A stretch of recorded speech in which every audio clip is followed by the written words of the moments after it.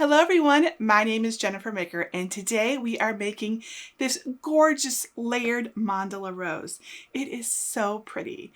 This is a great project for beginners who want to use cardstock just like this because all you have to do is upload, cut, and layer. We have done the hard work for you. But if you're ready for a challenge and want to take it a step further, you can cut your layers out of wood veneer like this. Either way, this is a beautiful piece of artwork that you can make and personalize for your home or for someone special.